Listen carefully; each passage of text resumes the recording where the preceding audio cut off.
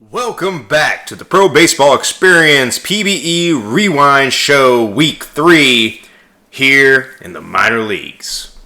Before we look ahead, let's quickly rewind back to the Minor League All-Star game where the Eastern Division All-Stars took on the West in the Midseason Classic. The Eastern Division, led by star Ernie Harwell, won the game 8-5 in 9 innings. Always fun to watch the young stars perform at the All-Star game in the minors level, future All-Stars, and possibly even some future Hall of Famers in that game for the majors. I will say it was a little bit of a surprise. The Eastern Division didn't appear to be the stronger roster, as the West has the two top teams in the league, Kansas City and California, representing over in the West. But the East seemed to hit the ball a little bit better, scoring 8 runs, and just came out on top. Moving on to the rest of the season, before we move forward, let's take a quick look of how the standings currently are after 3 weeks. Over in the Western Division, the Kansas City Hepcats are top of the league at 56 wins and 24 losses. They have a 3-game lead over the California Firehawks, who are 53 and 27. The Anchorage Wheelers down in third at 37 and 43. The Amarillo Armadillos, Dillo, are 30 and 50, and the Bear City Bears 23 and 57, 33 games back. In the East Division, we have the Chicago Kingpins top of the division at 50 and 30, and the Louisville Lemurs not far behind, 3 games back at 47 and 33. The State College Swift Steeds 39-41, Dallas Dynamos 37-43, and the Kingston Mounties at 28-52, 22 games back. Over on the wild card, you have your top 3 teams, the KC Hepcats, the Firehawks, and the Kingpins, with the Lemurs right there with them, and the College Swift Steeds with a 2-game lead over everybody else at 39 and 41. With a week left to go, I think we have a pretty good idea of the playoff picture with the Hepcats, Firehawks, Kingpins, Lemurs, all pretty much in the playoffs, and it'll be an interesting last stretch to see who gets that last spot. With just 1 week left to go in the minor leagues, and the playoff picture getting close to wrapped up, we have a pretty clear idea of some of the top award chasers for this season 25 race. And to break that down further, we have Geronimo Scheiderme to talk about some of these award races for season 25 here in the minor leagues. Geronimo, take it away. Tell us what you got, big guy. And let's talk about the minor league award races. We're going to talk about all 4 of the major awards: Pitcher of the Year, Relief Pitcher of the Year, Rookie of the Year, Most Valuable Player. We're going to start with Pitcher of the Year. The 3 leading candidates that I have identified 75% of the way through the season are Johnny Toasties, Busta Baxter, and Barry B. Benson, and it is an incredibly close race. I do not know how awards voters would decide between these 3 were the season over today, so I'm sure they are glad that it is not. War essentially the same. Innings pitched, maybe 9 innings between them, 1 long start. Barry B. Benson doesn't quite have the strikeout numbers of the other 2, but he also has more command. He's walked less batters, allowed less hits. You can see that in the base on balls and whip stats that I'm showing here. ERA plus, I'm using as a measure of actual on-the-field production, actual on-the-field run prevention. It says Barry B. Benson very, very, very, very slightly might be better than the other 2, but the numbers are so close that really doesn't mean anything.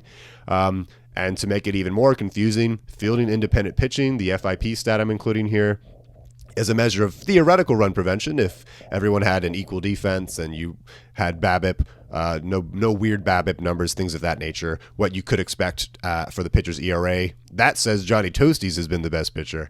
That final category on the right is just what percentage of starting pitching WAR those individuals represent. So Johnny Toasties' 3.2 WAR was 32% of Kansas City's starting pitcher WAR this season. Now, I don't think that should come into play. It shouldn't be a metric you consider when you talk about Pitcher of the Year.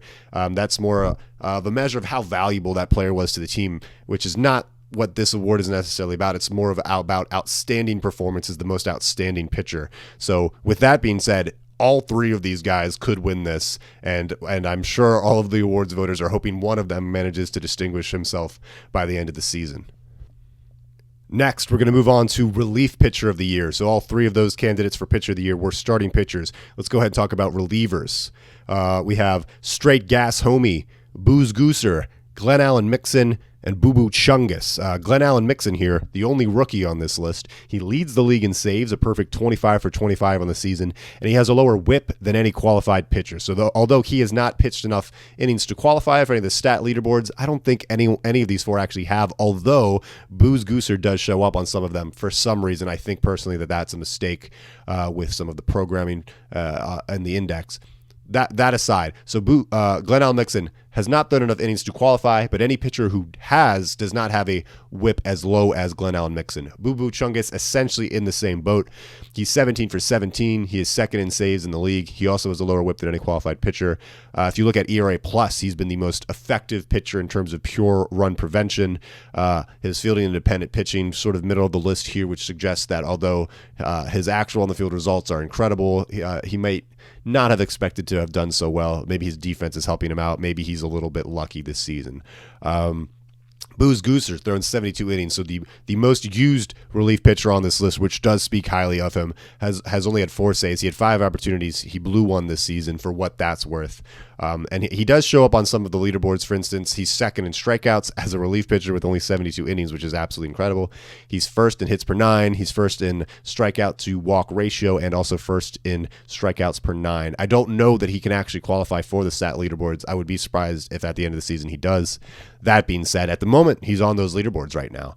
And then we have Straight Gas Homie, who's had a very similar season, absolute incredible strikeout numbers. He's had more command, less walks, lower whip, and better run prevention in terms of on-the-field results. Maybe the FIP not as low. But as you can see, these are all incredible seasons. I don't know how you tell between them. Glenn Allen Mixon and Boo Boo Chungus sort of have the clutch, closer, perfect save numbers that the other don't have. We don't really have leverage index listed in the in any of the stats I have access to, so I don't know for a fact that Glenn Allen Mixon and Boo Boo Chungus are pitching in higher leverage situations, but they do have more saves. They do have more save opportunities, so I would think so, as opposed to Booze Goose or Straight Gas Homie, who have more actual on-the-field usage, which is very valuable to a team, and maybe they've been going longer in their outings, but they don't quite have the same popping stats as far as run prevention go.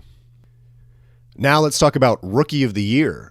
So Glenn Allen Mixon's also on this list as the lone pitcher representative. So we already talked about him a little bit. So let's talk instead about Sax Justice, second baseman for Chicago, and Miles Burrow, third baseman for Louisville. So they both play important defensive positions. These aren't catchers, center fielders, or shortstops, but these guys need to play defense well, and they do. So Sax Justice with a 2.8 zone rating at second base means he's a very above average second baseman, and Miles Burrow with a 7 zone rating at third base means he'll probably win the Gold Glove. Absolutely elite defense over there. So I'd give the nod in defense to Miles Burrow. I'd give the nod in power to Sax Justice. As you can see, he has about double the home runs, double the RBIs, and slightly higher slugging numbers. He also has 29 stolen bases, which he's done at an 83% rate. So based on the media that I've seen written in the forum for PBE specifically, and also Major League Baseball sort of equilibrium numbers, if you can steal bases at above 75% success rate, then you are helping your team. So Sax Justice definitely helped this team with the stolen bases. So we've got Miles Burrow with maybe the better glove. We've got Sax Justice with slightly more power and more speed on the base pass. And then also Miles Burrow has slightly better on-base percentage. So kind of hard to pick what you like better there. This is also a very, very close race. Glenn Allen Mixon, I think, might, in my personal opinion, might be a distant third since he is a relief pitcher. But that being said, he's had an absolutely incredible season, and people should be excited about 25 for 25 already this season. And if they want to go ahead and reward perfection, then they can vote for Glenn Allen Mixon. And finally, let's talk about most valuable player. So most valuable player does not mean most outstanding player. We are not here to talk about who had the best season. If we were, we'd have to talk about 3 or 4 different Kansas City Hepcats as well as these guys. But because Kansas City has so many players that are that good, in my personal opinion, no individual player on that team is worthy of being considered the most valuable. Instead, let's talk about these 3 guys. Let's talk about Brentonathan Rembeverwinkle, Adam Mellott, and Andrew Barry. So Rembeverwinkle and Barry both play catcher, the premier defensive position. Rembeverwinkle not quite as good defensively, has that negative zone rating. He's only thrown out 9% of base runners attempting to steal compared to Andrew Barry's 25% and positive zone rating. Andrew Barry also probably the superior offensive player with that WRC plus over 170. If you look at those triple slashes, Barry has the slight lead in all three of them. That being said, Rembeverwinkle can make the argument that he makes his team better. So if you look at the team ERA in California and in Dallas, California's is lower, and Rembeverwinkle has called every single one of those pitches, started every single one of those games for California. So maybe it's the pitch framing, maybe it's the game that he calls. He has a legitimate argument there. Adam Mellott, slightly behind in WAR. If you look at the triple slash, that's still very impressive, but slightly behind. The reason he's on this list is he plays center field, a premier defensive position, so not quite as valuable defensively as these two, but still very valuable. And the fact that he is Amarillo's offense. He represents 94.7% of all of the lineup WAR there in Amarillo. 3.8 WAR is the total of all position players in Amarillo, and he's 3.6 of it. If you go ahead and define a high WAR player as either a position player with 2.5 WAR or a pitcher with 2 WAR, so far this season, California has 2 high WAR position players and 1 pitcher. Dallas has 2 high WAR position players and 1 pitcher. And Amarillo has Adam Mellott and no one else. So he is, in my opinion, very, very valuable to Amarillo, possibly more valuable than both Dallas and California's catchers. But that's up for the official voters to decide, and we still have 25% of the season to go. So that wraps it up with our coverage of the 4 major awards for the minor leagues. Good luck to everyone, including those that I did not mention today, as there's still plenty of time for potential contenders to make a run and take home that hardware. We'll see you guys at the end of the season. Absolutely amazing stuff again, Geronimo. I think you make the award voters' job significantly easier. All they got to do is pull up your award stats, and basically their job is done. I concur a lot with what he's got to say. We picked in our prediction show at the beginning of the year the Kansas City Hipcats as our top team. And if you look at the leaderboards across the board and league leading in hitting, Bautista, Roeder, Watch with a Mustache. Over in the home run section, you got Brian Benz with 20 home runs, league leaders in RBI, Kaneda and Benz. Even on the pitching side, you got Glenn Davis, Johnny Tosi, Jack Brady, all in the league leaders in wins. ERA and Ks. Kansas City is running away with it. But as we have seen in the past, these stats mean a lot to get to the playoffs, but once we get there, the playoffs are a totally different beast, and teams come out of nowhere, get hot, and these shortened series games and the playoffs can go all kinds of different ways. So as of now, it looks like Kansas City might be the strongest team in the minors. Don't count out some of these other teams. I think California has a lot to offer. Chicago's been up there all year. Louisville, which was another prediction at the beginning that I was excited to watch.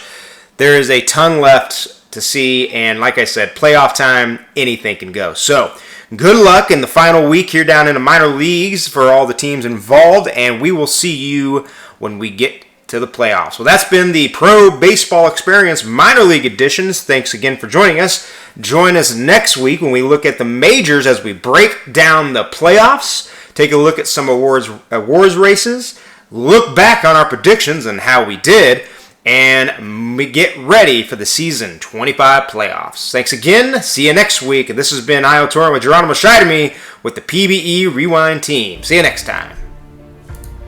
Ladies and gentlemen, welcome to the season's 7th inning stretch.